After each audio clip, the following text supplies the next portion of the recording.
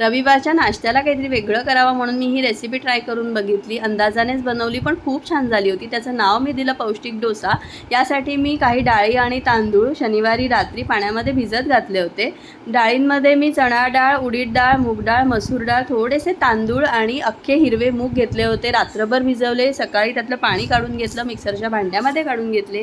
त्यामध्ये 1 इंच आलं बारीक चिरून घातलं, 2 ते 3 हिरव्या मिरच्या बारीक चिरून घातल्या. मिरच्यांचं प्रमाण तुम्ही आवडीनुसार कमी जास्त करू शकता. थोडंसं जिरं घातलं आणि त्यानंतर मी अशा प्रकारे हे मिक्सरमध्ये वाटून घेतलं. तुम्ही बघू शकता मस्त फ्लफी असं बॅटर तयार झालं आहे. आता यामध्ये चवीपुरतं मीठ, हिंग आणि हळद घालते आहे. ह्याचे असेच देखील तुम्ही प्लेन कुरकुरीत असे डोसे करू शकता, पण मला थोडंसं पौष्टिक करायचं होतं म्हणून मी यामध्ये काही भाज्या ॲड केल्या.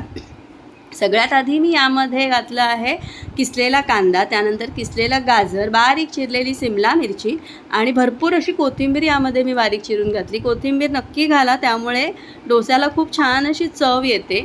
तसंच मी यामध्ये काळी मिरी पूड घातली आहे चवीपुरती आणि छान असं एकजीव करून घेतलं. आता हे जे बॅटर तयार झालं आहे यापासून तुम्ही जाडसर अशी धिरडी, जाडसर डोसे किंवा पातळ डोसे असे बरेच प्रकार करू शकता. मी आता इथे चीज डोसा पहिला करणार आहे. त्यासाठी मी तवा गरम करून घेतला, त्यावर थोडंसं तेल लावून घेतलं, त्यानंतर पाणी शिंपडून कापडाने पुसून घेतलं. असं केल्यामुळे आपले डोसे खूप छान असे क्रिस्पी होतात. आता थोडंसं बॅटर मी तव्यावर घातलं आणि पसरून घेतलं. झाकण ठेवून अर्धा मिनिटभर त्याला वाफ काढून घेतली आणि मग त्यावर मी चीज किसून घेतलं आणि त्यानंतर 1 मिनिट चीज मेल्ट होईपर्यंत ठेवलं आणि मस्त असा चीज डोसा खाण्यासाठी तयार आहे.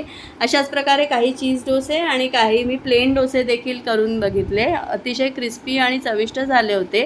यासोबत खाण्यासाठी मी कोथिंबीर आणि पुदिन्याची चटणी बनवली होती. तुम्ही सॉसबरोबर देखील खाऊ शकता किंवा तुमच्या आवडीनुसार चटणी करू शकता, पण नक्की करून बघा. ही रेसिपी खूप चविष्ट झाली होती आणि मुलांसाठी देखील अतिशय उत्तम आहे.